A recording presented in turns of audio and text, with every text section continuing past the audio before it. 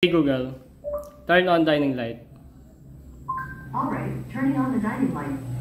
What's up guys? Welcome back again for another video, and this is the second purchase from Sir Brian Castro. Yan, it is a legit seller guys who's selling diecast collectibles.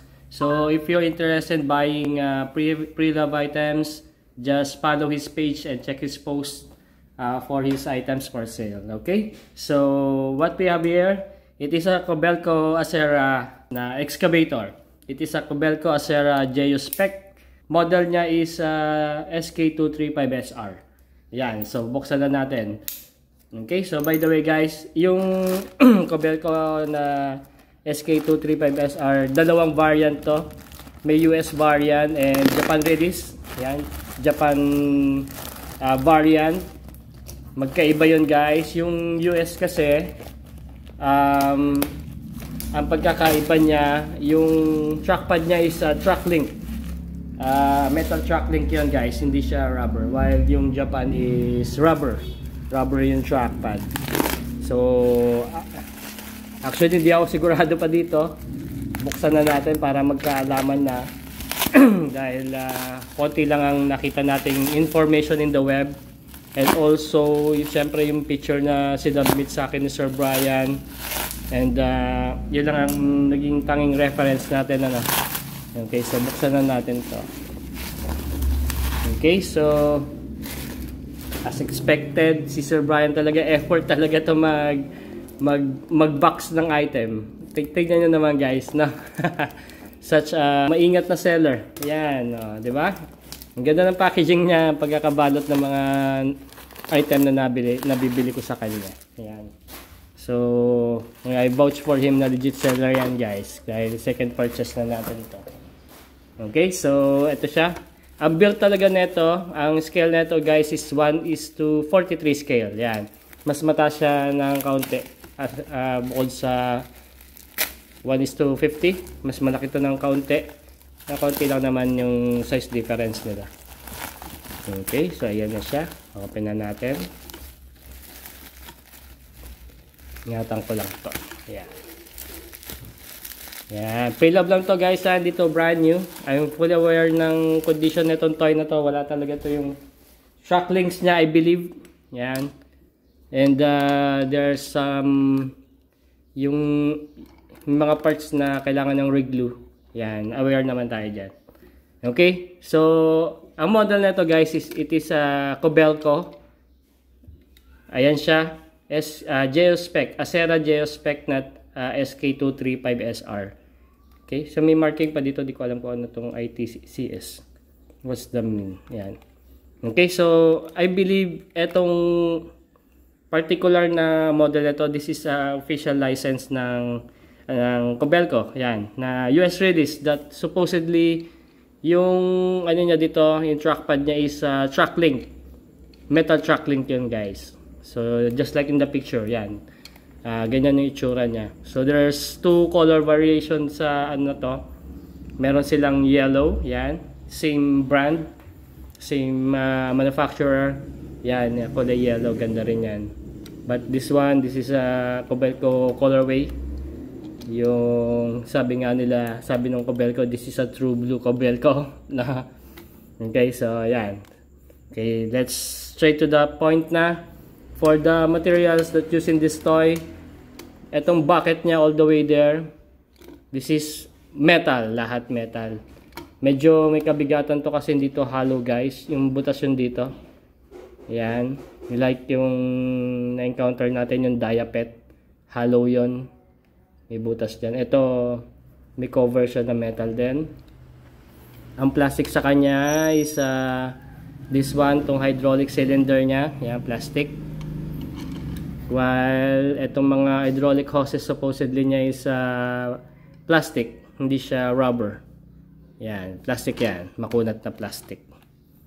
Yan, dapat dito yan. Oh. Yan, may putol ng kaunti. Okay, itong cabin niya, I suppose this is plastic. Yan, plastic yan. Just like yung diapet. Clear acrylic yung windshield. Saka itong glasses niya dito. Yan, clear acrylic. May pagka light violet yung detail sa loob, yung seats niya, saka yung interior. Yan, may details din doon ng joysticks. Yan. Plastic tong ano niya rin. Roof railing niya. Yan, roof guard yan eh. Tapos, the body. Etong part na to, eto, kasi parang natatanggal to. Tama ba? Ay, hindi. Ay, oo, tama. Ayun, nagagalaw ko. This is plastic. Etong part na tong gray, this is plastic. While die-cast metal dito tong body. Yan, die-cast metal. Tama ba? Ay, hindi. Parang plastic, guys. Yeah, plastic din siya. Ang metal dito tong base. Yan, itong part na to ng base. Saka itong ano niya. Yan, itong ilalim niya. This is metal. Hirap mag-distinct ng plastic sa ano, no? Sa metal, lalo na pag di ka familiar dun sa ano, sa toy.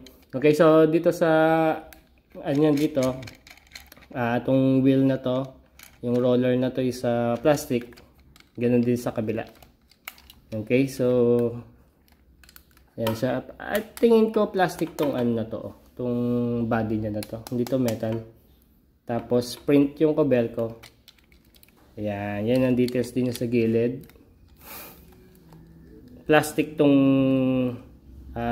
railings na to. Itong ano tawag, grab bar. Ayan, plastic yan. Plastic yung hoses dito. Ayan. May dalawang hydraulic cylinder which is plastic pero metal tong nasa loob. Yan. Okay, so yan yung details niya, guys. So ang markings niya dito sa ilalim, ito meron ditong SE8. I don't know kung para saan yan. Okay, so ayun na siya yung details natin. Let's zoom in. Kobelco, tapos may model number 235SR, SK235SR SRD. Scale niya is 1:43, made in China. Okay, so ito official ano to, licensed by Kobelco Company. Official release nila to. Kaya ang hinala ko dito, this is just like in the picture, track links to. Hindi to rubber. Kasi kung rubber, kung kumpleto sana to, nasa kaya may box. Kung rubber to yung nandito niya, variant siya ng Japan variant. Yan. Okay, so yun yung mga markings niya, guys. Ganda rin ang detalye na ito. Very premium yung build niya. Very premium itsura niya. Oh, diba? Okay, so ano to? Ba't may merong ano dito? Ang tawag dito? Spring. Mamaya na natin tignan yan. Okay, so that's much of it, guys. Yung ano neto, yung color variation ng yellow, ganun na ganun din itsura niya. Kulay yellow lang, pero tas Kobelco din yung markings niya. Let's check the weight, guys. Kung gaano ka bigat tong toy na to. Yan. So ayun siya, 290 grams, guys. May kabigatan din, no? Okay, so for the size comparison, andito yung diapet. Itong diapet, this is 1:55, while this one is 1:43. Yan, yan ang size differences nila. Kung hindi nyo ma-figure out, mag-focus kayo, guys, doon sa cabin. Yan, yung size ng cabin. Doon mo siya ma-determine. Yan. Okay, so etong Kobelco line na to, itong Geospec na Acera, this is a medium scale excavator. Hindi to heavy. Kaya nung una sinecheck ko siya mabuti, kasi kung mini excavator siya, supposedly meron siya ditong dozer sa harap, diba? While this one wala naman siyang kakabitan, so there's no missing part dito. Wala talaga siyang dozer sa harap.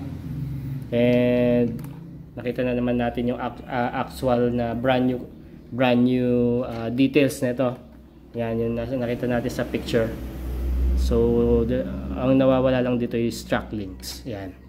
Medyo mahirap maghanap ng track links, guys. Meron akong nakikita, may nag-post na isang collector sa isang group. Yung track links niya is ang ginawa niya 3D printed. Yan. 'Di ba? Pag 3D printed, that is plastic. Hindi pa ako naghanap ng 3D printing services dito sa area ko. Hindi pa ako nakapagtanong kung possible ba nga makagawa ng gano'n, kasi syempre ang kailangan dun is blueprint. Kung walang blueprint, kailangan yung actual na paggagayahan o actual na item. Kaya lang wala tayong may present na gano'n. In case man na makita tayo ng may services dito sa atin ng 3D printing. Okay, so yan ang Kobelco. By the way, meron pang ibang line to, itong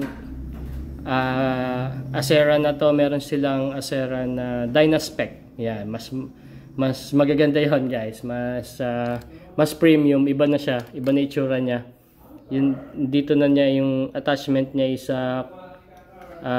ano na siya, yung pang demolition, tapos meron pang attachment sa harap. Hindi na ako familiar kung ano yan. So pang demolition. Actually nung nakita natin to, nakuha ko to, yung picture na to sinearch ko sa Google Lens, yun ang lumalabas. Dynaspec ang lumalabas, pero syempre hindi siya yun, kaya hinanap natin yung model niya. Okay, so that's much of it, guys. If you like more of this like a toy review, just follow my page. I have a TikTok, Facebook, and YouTube account. So I'll see you soon for the upcoming video, and goodbye.